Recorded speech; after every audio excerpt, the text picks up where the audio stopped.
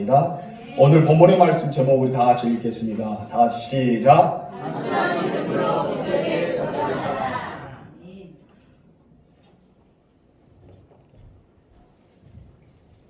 오늘의 말씀 제목은 단순한 믿음으로 기적에 도전하라 라는 제목입니다.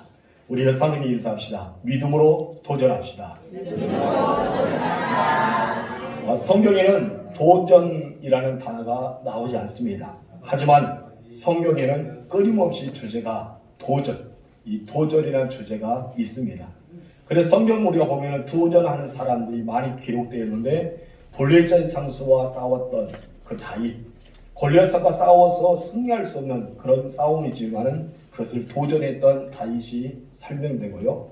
하나님 주신 비전을 붙잡고 85세 나이에 크고 거장한 헤브론 땅을 차지했던 갈렙, 예측할 수 없는 고난과 역경 속에도 온몸과 불평하지 않고 세상과 타협하지 않았던 요셉, 그리고 왕 앞에서도 신앙의 절기를 지키면서 오직 하나님만을 섬기겠다고 고백했던 다니엘과 사드락과 메삭과 아비드고, 수많은 사람들이 이렇게 도전하는 사람이 있습니다.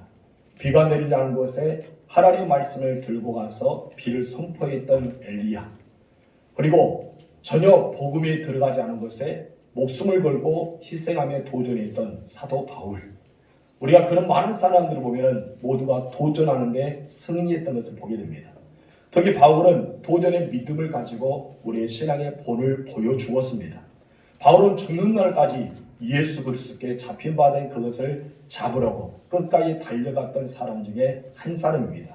저는 여러분들이 그런 사람이 되었으면 좋겠습니다. 우리 빌립보서 3장 볼까요? 12절 시작. 내가 이미 얻었다 함도 아니요 온전히 이루었다 함도 아니라 오직 내가 그리스도 예수께 잡힌 바 된 그것을 잡으려고 달려가느라. 늘 뒤에 있는 것을 잊어버리고 앞에 있는 것을 잡기 위해서 나아가는 것. 그 사람은 참 믿음의 사람이 아닐까요? 뒤에 것을 미를 가지고 끙끙대며 늘 과거에 얽매이는 사람이 아니라 앞에 있는 것을 잡기 위해서 뒤에 것을 잊히고 나아가는 사람이 진정 아름다운 삶이라고 볼 수 있습니다. 도전하는 사람은 실패와 근심과 걱정을 돌아보지 않습니다. 앞에를 향해 나아갈 뿐입니다. 여러분의 나이를 뒤로 먹지 않지 않습니까? 오늘 50, 60, 70 되신 분이 다시 거꾸로 세월을 돌이키는 것은 없습니다. 우리 앞에는 늘 앞서가는 나이만 먹어가는 것이 우리의 세월입니다. 이것처럼 우리가 지금 뒤의 것을 잊어버리고 앞에 있는 것을 달려간 것은 전에 했던 영광, 복음의 사역, 많은 사람을 치유했던 것, 수많은 사람이 보였던 능력, 이것을 잊어버리고 앞에 있는 예수 그리스도를 향해 벽돌을 향해 달려갔던 바울의 모습이 그려져 있습니다. 우리 13절 중간에서 14절 말씀 읽겠습니다. 형제들아, 나는 아직 내가 잡은 줄 여기지 아니하고 오직 한 일, 즉 뒤에 있는 것을 잊어버리고 앞에 있는 것을 잡으려고 벽돌을 향하여 그리스도 예수 안에서 하나님의 위에서 부르신 부름의 상을 위하여 달려가느라. 아멘. 이렇게 보면 사도 바울은 한 번이라도 한순간에도 안주하지 않았습니다. 늘 하나님께서 자기를 부르시는 그 순간까지 선한 싸움을 싸우며 달려갔습니다. 왜 그랬을까요? 그가 살아있는 자이기 때문입니다. 이런 살아있는 자만이 도전할 수 있습니다. 숨을 쉬고 있는 자만이 움직일 수 있습니다. 그런 도전하는 자들이 그 사람들이 세상을 만들어가고요, 또 하나님의 역사를 이루어갈 수가 있습니다. 물론 도전하다 보면 실패할 수도 있고 좌절할 수도 있고 때로는 낙심하고 상처를 받을 수 있습니다. 그럼 우리가 주저앉을 필요가 없습니다. 다시 일어나서 도전해야 할 줄 믿습니다. 우리가 도전할 때만에 큰 힘이 생기고 우리가 실패를 밑거리 삼아서 든든한 나무와 그리고 여러 가지 가지를 펼 수가 있는 것입니다. 그렇기 때문에 세상에서는 하찮은 사람이 아무도 없습니다. 오늘 이곳에 앉아있는 여러분 모두도 소중한 사람입니다. 우리가 쌈이삽시다. 당신은 너무나 소중한 사람입니다. 그리고 이곳에 앉아있는 여러분 모두는 꼭 우리 교회에 필요한 사람들입니다. 우리 그렇게 생각해야 돼요. 한 사람은 사람이 소중하고 한 사람은 사람이 우리에게 꼭 필요한 사람이다. 그래서 우리는 소중히 여기며 살아가야 됩니다. 그런데 이렇게 아름다운 사람, 소중한 사람, 한 사람 한 사람이 너무나 필요한 사람들이 도전하지 않고 주저앉고 있다. 그러면 교회는 움직이지 않습니다. 숨을 쉬고 있지만은 활동하지 않으면 어떡합니까? 아무것도 얻지 못합니다. 여러분, 우리는 도전을 멈추지 말아야 됩니다. 끊임없이 도전을 해야 되고, 우리는 하찮은 사람이라고 여기지 말고 소중한 사람임을 고백을 살아가는 여러분 되시길 주님으로 축복합니다. 우리 첫 번째 다 같이 읽읍시다. 시작. 우리로 오라 하소서. 여러분, 베드로는 어떤 사람이라고 생각하십니까? 베드로는 단순한 믿음을 가졌던 사람입니다. 복잡한 믿음이 아니에요. 우리는 복잡하게 되면 많은 것을 놓칠 때가 있습니다. 그럼 단순한 사람은 그것만이 향해 나아갑니다. 여러분, 단순한 사람만이 오직 하나님을 믿는 믿음 안에서, 예수 안에서, 다른 복음이 아니라 오직 예수 복음 안에서 살아가는 사람이 될 수가 있습니다. 그래서 예수 믿는 사람이 좀 단순한 것 같아요. 오직 예수만 바라보잖아요. 다른 것을 바라보지 않고 예수만 바라보니까 이런 단순한 믿음을 가진 사람이 물 위를 걷는 놀라운 기적을 경험할 수가 있었던 것입니다. 여러분, 예수님이 기도의 현장에서 제자들을 보니까 풍랑으로 인해서 굉장히 힘겨워하면서 노를 젓고 있는 것을 보셨습니다. 밤 사경이 이르렀을 때 물 위로 걸어서 제자들에게 오셨습니다. 그러나 예수님이 걸어오신 것을 제자들이 보고 깜짝 놀랐어요. 그리고 예수님이라고 생각하지 않고 예수님을 유령이라면서 무서워하여 소리 질렀다고 성경이 말합니다. 26절 읽겠습니다. 제자들이 그가 바다 위로 걸어오심을 보고 놀라 유령이라 하며 무서워하여 소리 질렀다. 얼마나 무서웠을까요? 바람으로 풍랑을 일어나죠. 배는 침몰되기 일부 직전이죠. 그런데 예수님께서 멀리서 뚜벅뚜벅 물 위로 걸어오셔요. 얼마나 놀랐을까요? 그들은 주님이 그렇게 오신다고 생각하지 않았습니다. 사람의 생각은 사람을 물 위로 걸을 수 없다라고 생각합니다. 이것은 맞는 거예요. 그런데 물 위로 걸어왔으니 얼마나 놀라겠습니다. 그런데 예수님께서 무서워 소리를 지르고 있는 제자들을 보시고 안심시킵니다. 27절 예수께서 즉시 이르시되 안심하라 나는 두려워하지 말라. 이 말을 들은 베드로가 예수님께 즉시 말하는 고백이 있습니다. 28절일까요? 베드로가 대답하여 이르되 주여 만일 주님이시거든 나를 명하사 물 위로 오라 하소서 하니. 이런 정상의 사람이 이렇게 말할 수 있을까요? 보통 사람은 주님 왜 이제 오셨어요? 우리가 이 바람으로 인해서 풍랑이 일어나서 우리가 배가 뒤집어지기 일보 직전이었어요. 한마디로 죽을 뻔했어요. 예수님 제발 좀 이 바다와 풍랑을 잠자게 해주세요. 이것이 보통 사람의 마음입니다. 그리고 그렇게 고백해야 돼요.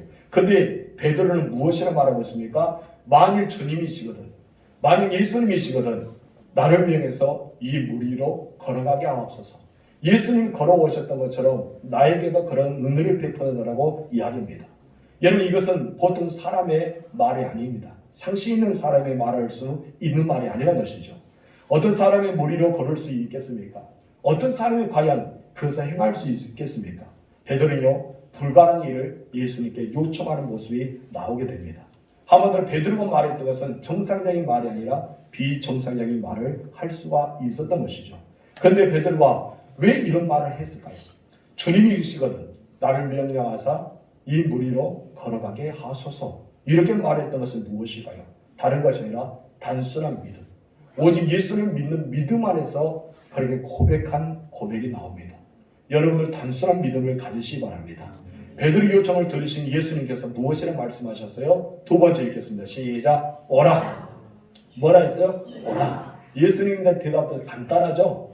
네가 정말 걸을 수 있다고 생각하니? 너 걸을 수 있다고 생각해? 생각해봐. 나는 그래도 신이잖아. 너는 아니잖아. 너는 인간이야. 너 걸을 수 있다고 생각해? 이렇게 말씀 안 했어요. 막 복잡하게 생각하지 않고 지체하지도 않고 어떻게 보면 꾸짖도 안 했습니다. 베드로야, 너 할 수 있다고 생각해? 그건 야단치도 안 했습니다. 여러분, 베드로가 말했던 것은 상식으로 도저히 불가능한 일이겠습니다. 그런데 예수님은 머물거나 지체하지 않고 바로 그 요청을 기다렸듯이 베드로에게 무엇을 합니까? 오라 라고 말씀합니다. 29절 시작. 오라 하시니 베드로가 배에서 내려 물 위로 걸어서 예수께로 가되. 아멘. 그런데 오늘 이 오라는 음성이 우리가 들어야 믿습니다. 그런데 많은 사람들은 오라는 음성을 듣지 않고 물 위로 뛰어내리는 사람이 있어요. 그렇기 때문에 사고를 합니다. 주님의 확신을 받지 않고 살아가는 사람들이 있습니다. 목사님들도 그렇고 일반 성도들도 그러겠죠. 우리는 주님의 음성을 듣고 무슨 일을 행해야 됩니다. 그 일을 행할 때마다 우리 주님이 책임져 주십니다.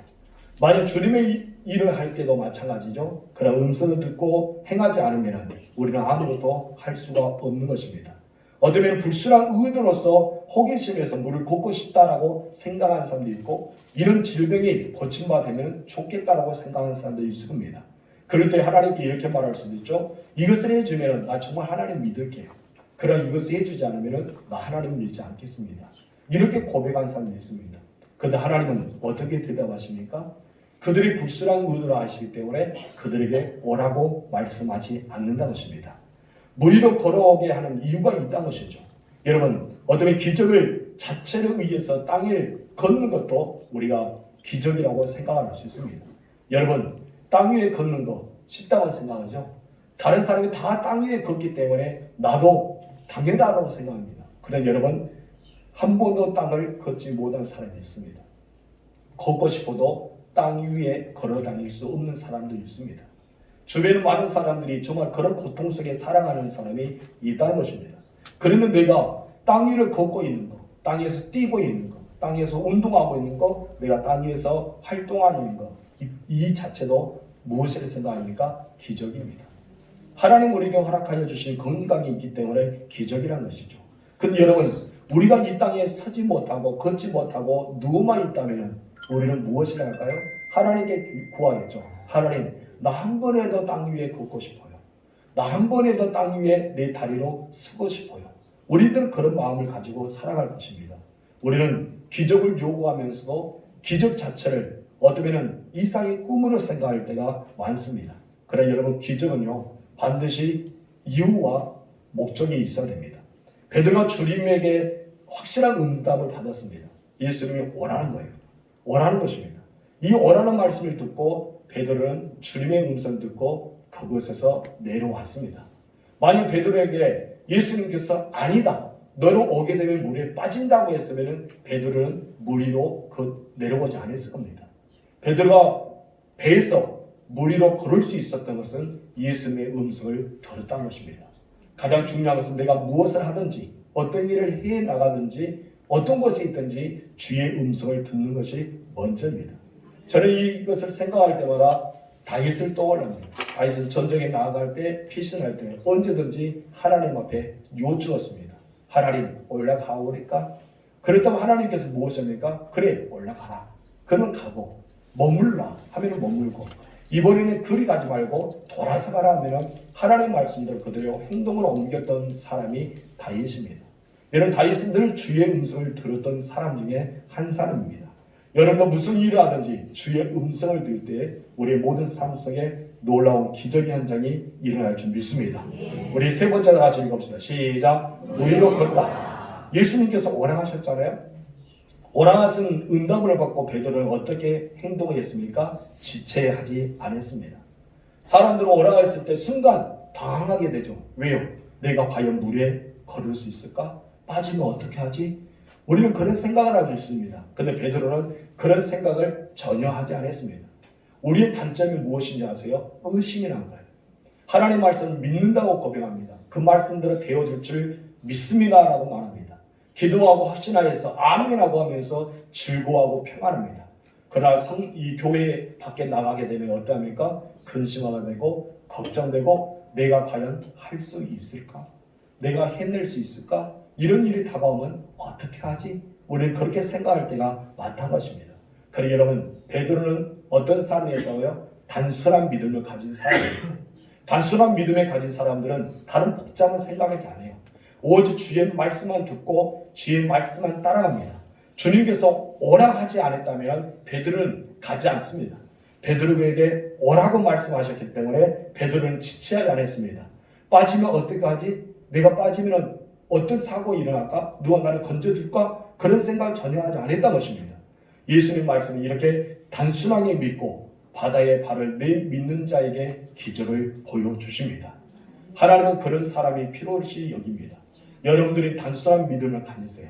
다른 복잡한 것을 가지 마시고 오직 단순하게 하나님의 은혜 가운데 그것을 믿고 나아가는 여러분 되실 줄로 축복합니다. 29절 다시 읽겠습니다. 시작. 오라 하시니 베드로가 배에서 내려 물 위로 걸어서 예수께로 가되. 이런 베드로는요 어부였습니다. 물에 빠지면 어떻게 사람이 죽는다는 것을 능히 아는 사람 중에 하나입니다. 늘 어부고 이 갈릴리 바닷가에 잔뼈가 굵은 사람 중에 한 사람입니다. 사람이 물에서 걸을 수 없다는 것도 그는 알고 있습니다. 어부기 때문에. 여러분 같이 어부 생활하면서 물에 빠져 죽은 사람도 여러분이 보았겠죠. 그런 풍랑에서 배가 뒤집힌 것도 보았을 겁니다. 수많은 이 갈릴리 호수가에서 벌어지는 사건을 많이 경험했을 겁니다.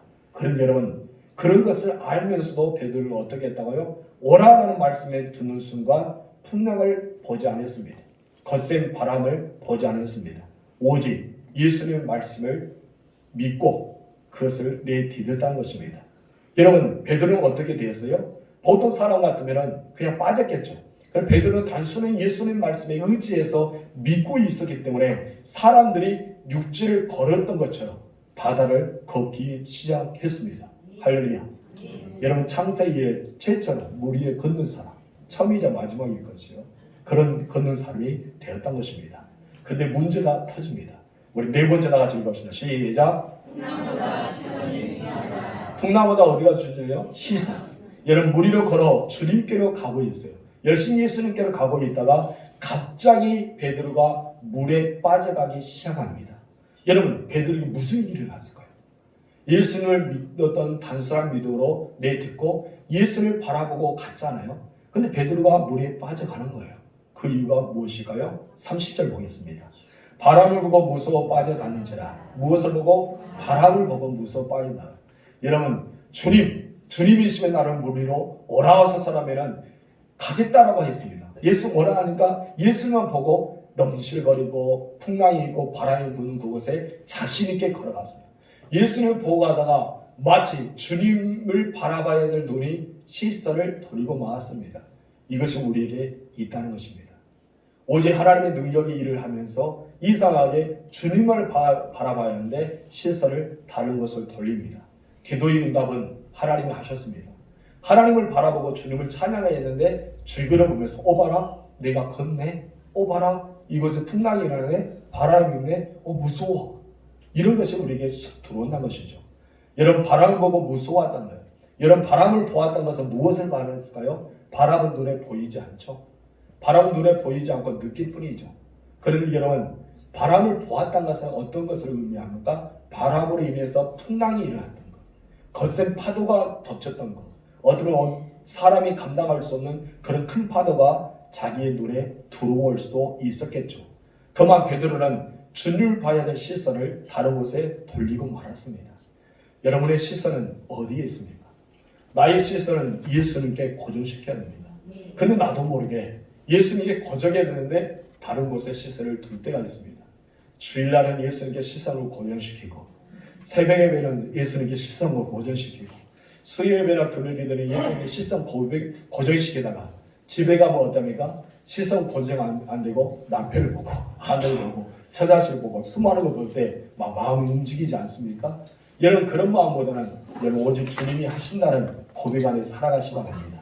여러분 우리 정말 이 바람 위에서 풍랑이 일어난 것을 볼 수밖에 없습니다. 그러나 베드로는 그 물 위에 서 계시는 우리 주님을 끝까지 바라봐야 됩니다. 여름에도 바람이 부릅니다. 바람 위에서 풍랑이 일어날 수 있습니다. 수많은 나에게 눈에 보일 수가 있습니다. 그러나 그런 가운데도 여러분 예수를 바라봐야 됩니다. 예수를 바라봤다면 베드로를 빠지지 않고 주님께 안기지 않았을까라고 생각해 봅니다.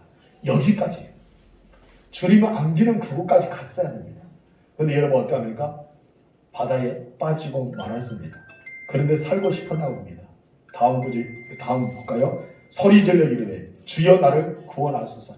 여러분 어떻게 했다? 소리 질러. 소리 질렀다고 어떤 거예요? 자기 죽을까 봐 빨리 소리 질러서 한마디로 사람 살려! 라는 그런 모습으로 보였다는 것이죠. 소리 질러 주여 나를 구원하소서. 예수님이 계신데 죽을 수 있을까요? 예수님의 제자인데.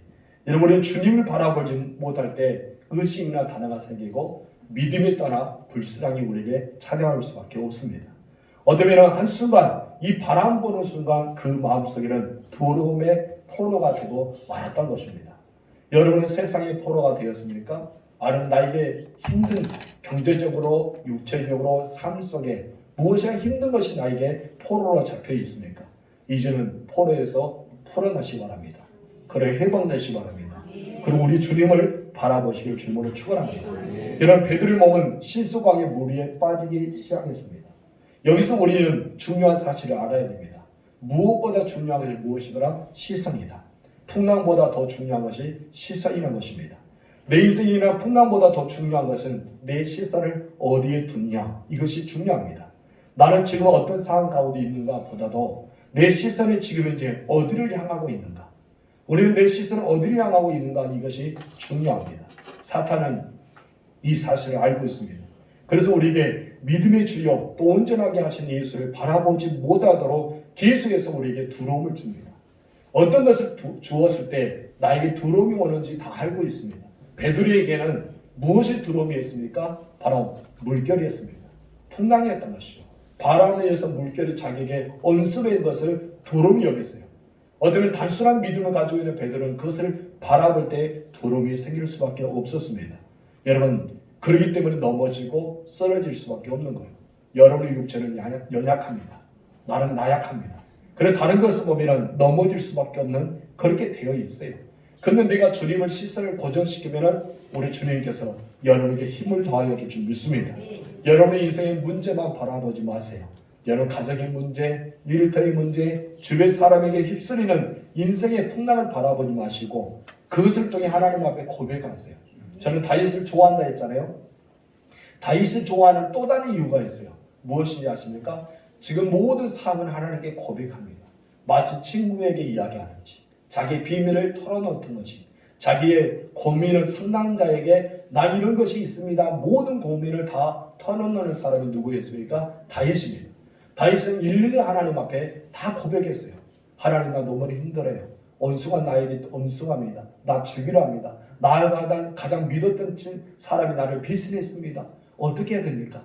다윗은 솔직하게 하나님 앞에 고백했어요. 그때는 하나님께서 깊은 운동에서 끌어주시고 반석 위에 내 발을 들게 하시고 원수의 상에서 나에게 상을 차려주시고 기름 부어주시고 자리 넘친다. 계속 그런 고백이 나오잖아요. 하나님 앞에 자기의 모든 고백을 드렸더니 여러분 인생의 풍랑이 들어오지 않은 거예요. 물론 인생의 풍랑이 있었습니다. 계속해 자기가 엄습했습니다. 그러나 다윗이 이겨낼 수 있었던 것은 무엇일까요? 하나님을 바라봤기 때문입니다. 하나님의 음성을 들었고 그 음성을 믿었다는 것이죠. 여러분 사도 바울도 마찬가지입니다. 바울도 오직 예수 믿음 안에서 어떠한 시련과 어떠한 역경을 만날지라도 그가 죽을 뻔하고 옥에 갇히고 수많은 태장을 맞고 매를 맞아도 오직 예수님을 바라보면서 일어날 수가 있었습니다. 사단이 이렇게 우리에게 두려움을 갖게 합니다. 이런 두려움을 갖게 한 것은 무엇일까요? 우리가 두려움의 포로가 되면 나도 모르게 공포가 내 안에 들어옵니다. 내가 쓰러지고 넘어지게 되면 믿음에서 벗어나 내 눈에는 우리 주님이 들어오지 않습니다. 무엇이 들어갈까요? 근심과 영령과 걱정과 그 미래의 소망이 없던 것을 들어오게 됩니다. 이것이 바로 사단의 전략입니다. 이제 여러분 눈을 들어서 주님을 바라보세요. 시선의 찬양의 고백이 있습니다.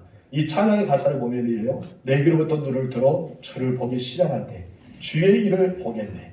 내 작은 마음 돌이켜 하늘의 꿈을 꾸게 하네. 주님을 볼 때 모든 시선을 주님께 드리고 살아계신 하나님을 느낄 때 내 삶은 주의 역사가 되고 하나님의 일하기 시작하는 참 아름다운 찬양이죠. 우리는 시선을 주님께 고백할 줄 믿습니다. 우리 이제는 찬양으로 나아가겠습니다.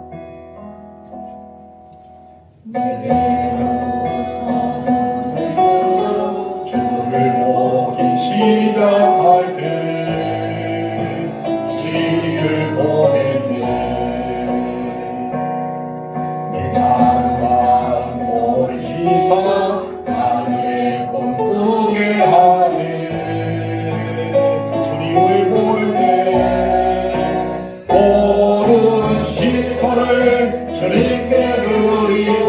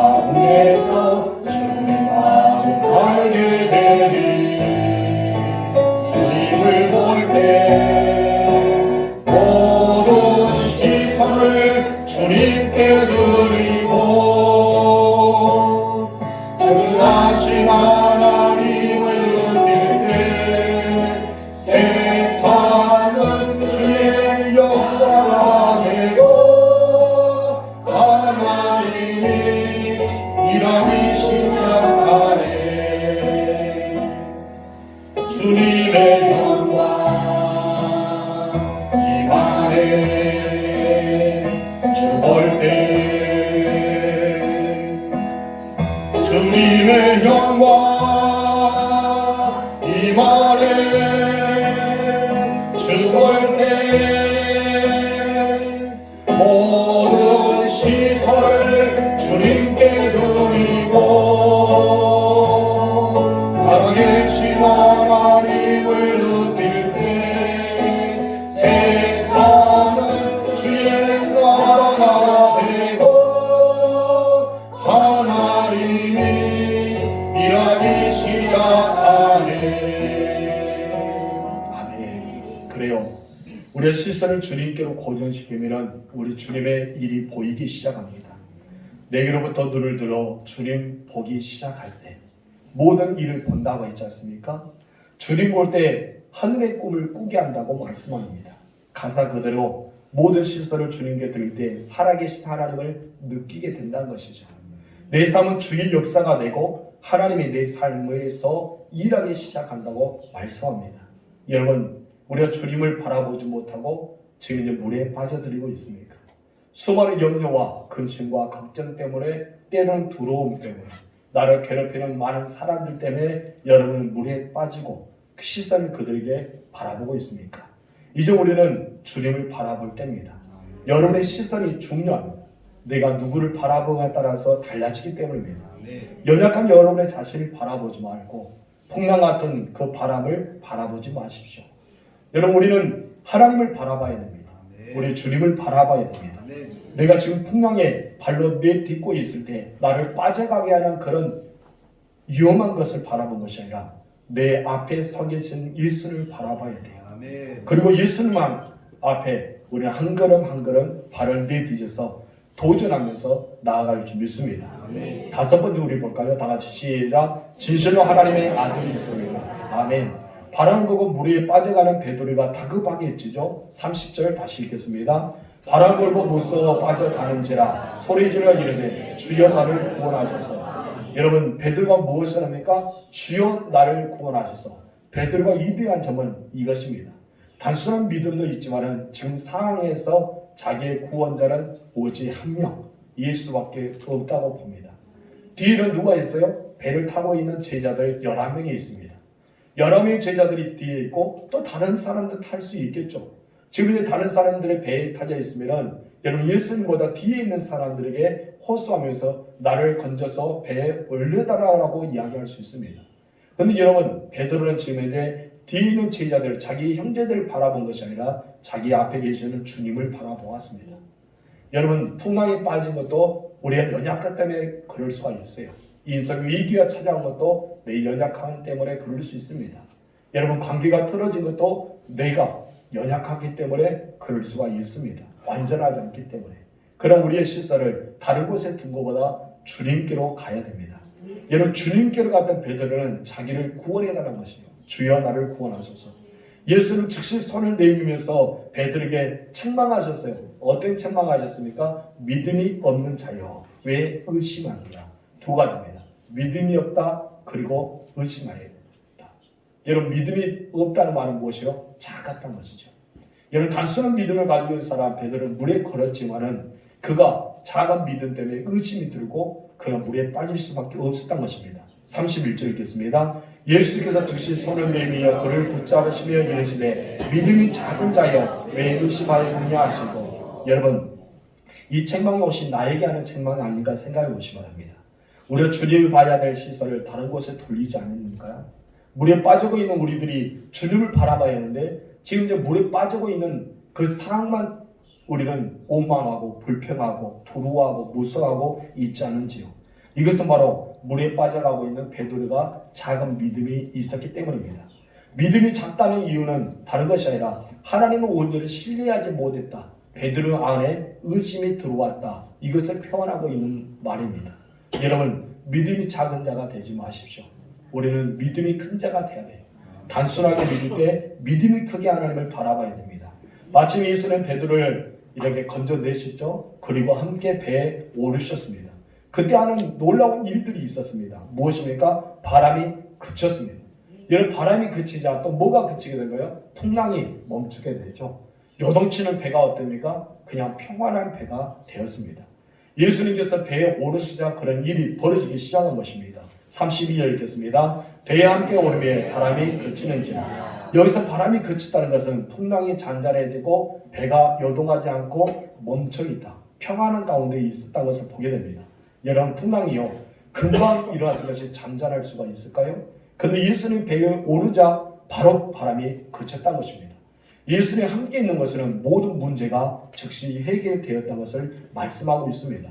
그러자 배 안에 있는 사람들이 모두가 예수님께 절하면서 동일한 말을 하였습니다. 어떤 말을 했을까요? 33절 말씀 읽겠습니다. 배에 있는 사람들이 예수께 절하며 이르되 진실로 하나님의 아들이소이다 하되 진실로 하나님의 아들이 되소이다. 너무나 놀라운 역사가 일어납니다. 예수님이 기적에 행하시는 모습이 무엇일까요? 왜 예수님은 그 밤 사경에 제자들이 고생하고 있는 것에 여러분 걸어서 가셨을까요? 그것은 다른 것이 아닙니다. 바로 하나님의 아들을 드러내기 위해서 가셨습니다. 물에 빠져있는 배들을 건져내는 것, 그리고 그가 청하였을 때 바다 위로 걸어오라고 명령했던 것도 마찬가지입니다. 사람이 아무리 말해도 여러분 물에 걸을 수 있을까요? 제가 혹시나 가게시장에 제가 여러분을 물에 걸을 줄 믿습니다. 하나님 하셨습니다. 들어가세요.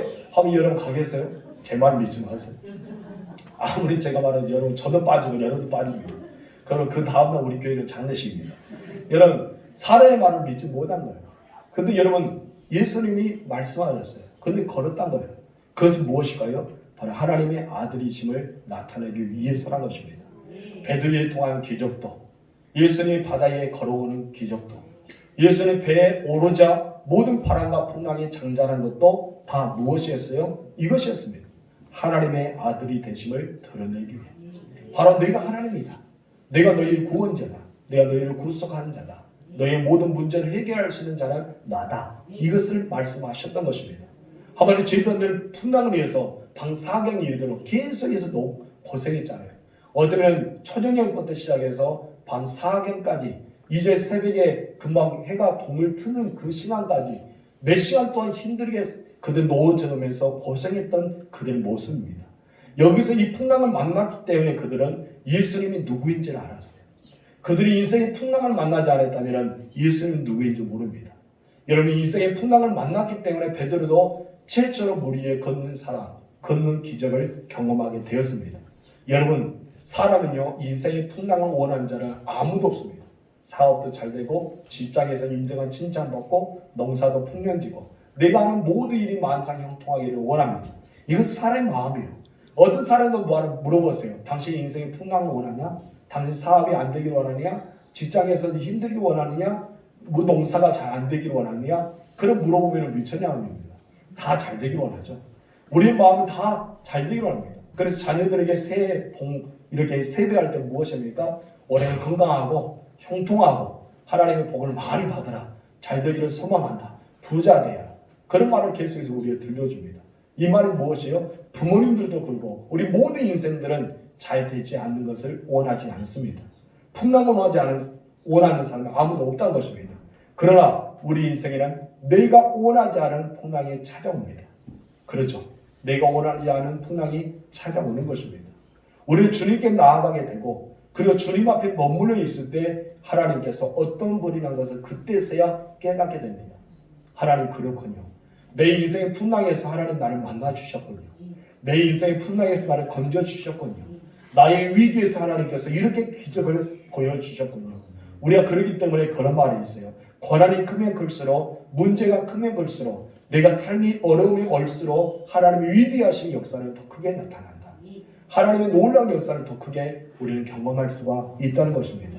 이런 큰 기적을 경험하고 싶어요? 그렇다면 인생의 고난이 더 찾아올 것입니다. 여러분 그럴 수밖에 없어요. 큰 기적을 경험하면 내가 무엇인가 위기가 있어야지만 큰 경험입니다. 그냥 평안합니다. 내 남편도 잘 되고 아내도 잘 되고 우리 자녀도 잘 되고 부모도 잘 되고 나의 직장과 사업과 모두 잘 되는데 뭐 기적이 바랄 거 있어요? 건강하는데 물질도 부유하는데 우리는 부족함이 없이 누리고 있는데 무슨 기적을 바랄 수가 있겠어요? 여러분, 병든 자는 무엇을 기적을 바랍니까? 고침을 기적. 가난한 자는 부요의 기적. 경제적으로 힘들고 무엇인가 사람 가운데 얽혀 섞인 힘듦에는 기적을 바랍니다. 한마디로 이 모든 것을 따져보니까 인생의 풍랑을 만났단 말이에요. 굉장히 힘들고 어려운 그런 고난의 큰해 걸수록 나에게 위대한 기적을 바라볼 수밖에 없다는 것입니다. 여러분, 그러나 머물러 있지 마십시오. 우리는 그 기적을 통해서 하나님이 하나님이 되심을 보아야 됩니다. 저는 모세를 또 좋아해요. 모세는 홍해 앞에서 무엇을 했습니까? 너희는 가만히 있어서 여호와께서 오늘 너희를 위해서 행하신 일을 보리라 말씀하셨어요. 홍해 앞에서 하나님께서 하나님이 일을 보란 거예요. 너희는 가만히 서자는 가만히 서서 하나님께서 오늘 너희를 위해서 행하신 일을 보라. 이 말의 선포될 때 어떻습니까? 밤새도록 바람이 불어서 홍해가 열리기 시작하셨습니다. 여러분, 저는 시편의 기자도 그렇게 말해요. 하나님이 하나님됨을 나타낼 것이다. 하나님은 우리 하나님됨을 나타낸다는 것입니다. 이것은 바로 하나님이 하나님됨을 나타내는 것은 여러분의 시선을 주님께로 고정했을 때, 여러분을 통해서 하나님이 내가 이런 분이야, 나는 이렇게 너희를 건져내고 너희를 구원하고 너희를 이끌고 너희에게 복을 주시는 하나님이야, 이것을 보여주기 위해 그랬다는 것입니다. 여러분, 하나님의 경험을 하십시오. 그리고 하나님께 시선을 고정시키시 바랍니다. 마지막 우리 읽어봅시다. 시작. 단순한 믿음으로 도전하라. 그러나 모든 것을 도전해야 돼요. 만약에 베드로가 풍랑이 일어나고 예수님 무리로 걸어오실 때 예수님 어서 오세요 마마 했다면 어떻게 됐을까요? 예수님 나를 물리로 걷게 하옵소서 이 말을 하지 않고 예수님 빨리 올라오세요. 지금 이제 너무 풍랑이 걷어요. 왜? 예수님 미쳤어요. 지금 물 위에 걸어오게 이런 풍랑이 걷는데 빠지기 직전인데 하면서 그런 말을 했다면 어떨까요? 아무 기적을 여러분 체험하지 못했겠죠. 베드로가 말할 수 있다는 것은 도전이 있습니다. 내가 물 위로 걷게 하는 도전. 예수님 말씀에 내 발을 지체하지 않고 넘치거는 파도 앞에 내 발을 내디딜 수 있는 도전이 있었기 때문에 베드로가 물 위에 걸을 수가 있었습니다. 우리는 예수님 말씀에 귀를 기울여야 됩니다. 기도한 가운데 말씀을 듣는 가운데 우리 주님께서 말씀하신다면 그 말씀을 단순하게 믿어야 돼요. 그럼 우리는 복잡하게 생각합니다.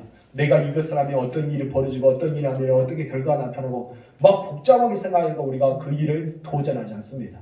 베드로는 여러 가지 생각하지 않고 오직 예수님의 말씀만 하셨습니다. 예수님이 가라 하시니까 가는 거예요. 예수님은 하나님과 하시는 거예요. 여러분, 창세기 아브라함이 말씀하잖아요. 너는 떠나라. 아무것도 보이지 못하고 갈 바를 알지 못하지만 하나님을 믿고 아브라함을 떠났습니다. 여러분, 주님 말씀하시면 나는 가겠습니다. 주님이 멈춰 서라 하면 난 멈춰 서겠습니다. 주님이 일어서라 하면 난 일어서겠습니다. 주님 말씀하신대요. 우리는 그런 삶을 살아야 할 줄 믿습니다. 여러분, 베드로가요 과감하게 발을 내디뎠기 때문에 물을 위에 걸을 수가 있었습니다. 여러분, 단순한 믿음으로 도전하십시오. 여러 앞에서 수많은 풍랑이 일어나고 있습니다. 그 무리를 걷는 자는 누굴까요? 단순한 믿음으로 도전할 사람입니다. 저희 여러분들이 베드로처럼 도전하기를 원합니다. 오직 주님만을 바라보며 담대하게 나아가는 여러분 되실 주로 축복합니다. 여러분, 세상은 변하지 않습니다. 왜 세상은 변하지 않을까요? 예수 믿는 자가 도전하지 않고 타협하기 때문입니다. 세상에 도전한 자, 복음의 권세를 가지고 나아가는 자만이 하나님의 영광을 드러낼 수가 있습니다. 십자가의 능력을 나타낼 수가 있다는 것입니다. 무엇이 진리인지 거짓인지 드러낼 수가 있습니다. 그러나 도전하지 않고 안주하고 있고 우리가 아무것도 하지 않고 움직이지 않는다면 그 사람은 아무것도 할 수가 없는 것입니다. 여러분, 도전하실 주님으로 축원합니다. 예수님은요 요한복음 15장 19절에서 이렇게 말씀하셨어요. 다 같이 시작. 너희는 세상에 속한 자가 아니요 도리어 내가 너희를 세상에서 택하였기 때문에 세상이 너희를 미워합니다. 여러분에게 미워하고 고난하고 핍박하고 환난을 끼치고 수많은 것은 여러분 미워한다는 세상은 누굽니까? 사탄의 권세 아래 있는 자들죠. 여러분, 그러나 우리는 세상에 속하지 않는다. 누구에 속한 것입니까? 하나님께 속한 자입니다. 여러분들은 하나님께 속한 자이기 때문에 세상을 바라보는 것이 아니라 누구를 바라봐야 돼요? 하나님을 바라봐야 됩니다. 우리 전도하는 분들이 있잖아요. 전도하면 참 희한하게도 하나님 꼭 만나야 될 사람을 만나게 하십니다. 우리가 생각지도 않았던 사람 만나고 생각지도 않은 곳에 우리가 가게 되고 생각지도 않은 일들이 일어나게 됩니다. 왜 그럴까요? 도전하기 때문입니다. 하나님께서 도전하기 때문에 예비되신 사람, 갈망하는 사람, 사모한 자를 만날 수가 있는 것입니다. 우리 그들이 믿든지 믿지 않든 끝까지 도전하며 나아가는 거예요. 이런 도전의 신앙이 있기 때문에 우리는 하나님의 영광이 나타나는 것입니다. 여러분, 베드로는요 단순한 믿음으로 도전하기 때문에 기적을 경험하게 되었습니다. 여러분들도 단순한 믿음을 가세요. 하나님 말씀을 복잡한 생각하지 마시고 그냥 네 하고 나아가십시오. 하나님 말씀을 하실 수 있다면 네, 주님은 하실 수 있습니다. 이것을 하라면 네, 그것을 하겠습니다. 복잡하게 생각하지 마시기 바랍니다. 하나님의 사람은 어떤 사람일까요? 도전의 사람입니다. 하나님의 사람은 어떤 사람일까요? 주님만을 바라보는 사람입니다. 여러분, 하나님의 아들 되심을 나타내 보이는 사람은 무엇일까요? 순종의 사람입니다. 세상을 타협하지 않고 오직 하나님 앞에 더 가까이 나가서 도전하는 사람이 바로 하나님의 사람들입니다. 저는 여러분들이 하나님의 사람이 되었으면 좋겠습니다. 여러분 도전하셔서 기적을 만드는 데는 기적의 주인공이 되기를 주님으로 축원합니다.